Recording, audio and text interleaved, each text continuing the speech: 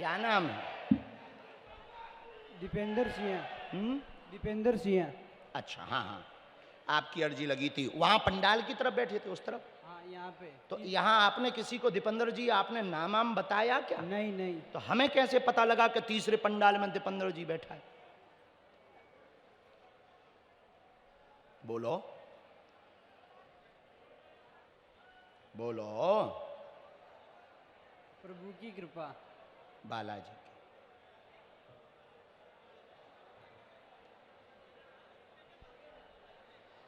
राम साधु जी, सीताराम। साधु जी सीताराम। किस?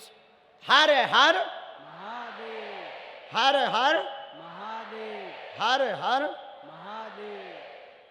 बोलो, क्या समाधान पाना चाहते हो? आपका आशीर्वाद चाहता, और कुछ? और आपके पैर छूना चाहता हूँ। और कुछ? नहीं। बस, हमने भी इतना ही लिखा। बालाजी की कृपा पाना चाहते, सब ठीक रहे, आशीर्वाद और चरण स्पर्श का ही केवल बात बोलेंगे। हाँ जी गुरुदेव। ले पल्ले न कटा और पांव टोड़ न दइए कचरा।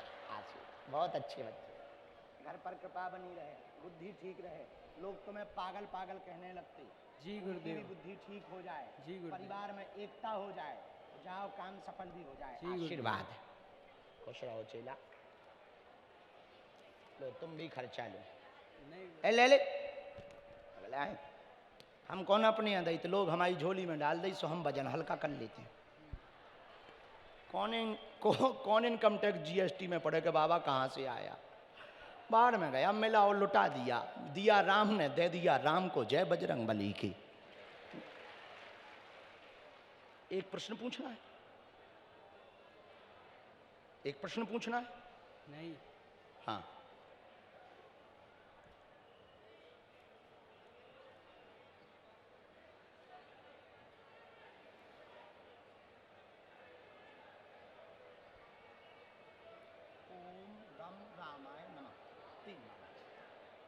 करण। तो जो तुम्हारे मन में इच्छा थी कि कोई अच्छा मंत्र चाहिए, तुमने कहा था ना आज मंदिर में बिल्कुल कि ऐसा मंत्र चाहिए जो हमारे साथ हमेशा रहे और गुरु कृपा बनी रहे। बिल्कुल। यही वो मंत्र है। राम। हाँ, अब हमारी कथा सुनना तब सफल है जब तुम माँ बाप की सेवा करो। तुम्हारे माँ बाप घर पे भूखे भूखे बैठे हो और तुम भंडारा करवाओ, वो सेवा किसी काम की नहीं है। और सुनो, दुनिया को छोड़ देना पर कभी माँ बाप को मत छोड़ना। माना कि मोहब्बत बुरी नहीं है, पर माँ बाप से ज्यादा जरूरी नहीं है। माँ तो माँ होती है, जिनके माँ होती है उन्हें पता है। भैया हमारी उम्र 27-28 साल हो गई है, 28 साल। पूरे दुनिया में जाते हैं, हम रोज बाहर ही रहते हैं, हजारों किलोमीटर माँ से दूर रहते, पर आज भी सबसे ज़्यादा नज़दीक कोई है तो सन्यासी बाबा और बालाजी के बाद हमारी माँ हमारे नज़दीक है। भैया आज भी वो ख्याल रखती है। अभी भी हम हर कथा करके जाते हैं, पता है क्या करती? जैसे ही हम कथा करके जाएंगे तुरंत नजर उतारेगी, तुरंत काजल लगाएगी, आशीर्वाद देगी, अलाए बलाए दूर हो जाए। भैया हमने वो दिन देखे हैं, गरीबी क्या होती है, माँ की ममता क्या होती है। हमारे बाल्यकाल में जब हमारे घर पे भोजन नहीं रहता था ना, हम सत्य बात बता रहे हैं, भीख मांगते थे हम अपने गांव में, भिक्षा मांगते थे। 12 साल तक भिक्षा मांगी हमने।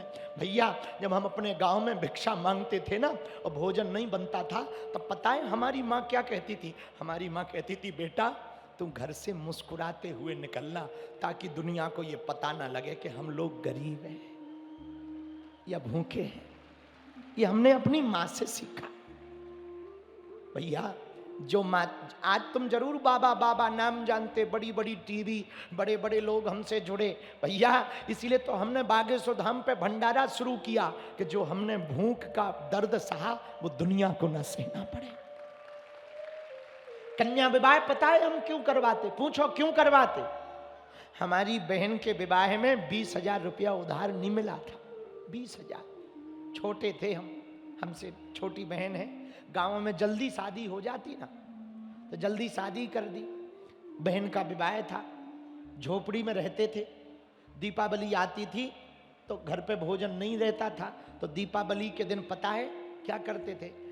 दूसरों के दिया सुबह जो अध बुझे रहते थे वो अपने घर पे लाके जलाते थे। ये हालत थी हमारी। भैया जो परिवार वाले आज सब नाम से आ रहे हैं ना, वही परिवार वाले जब उनके घरों में शादी होती थी, हमारे पिताजी का नाम नहीं लिखते थे कार्ड में, क्योंकि हम लोग फटे कपड़े पहन के जाते थे।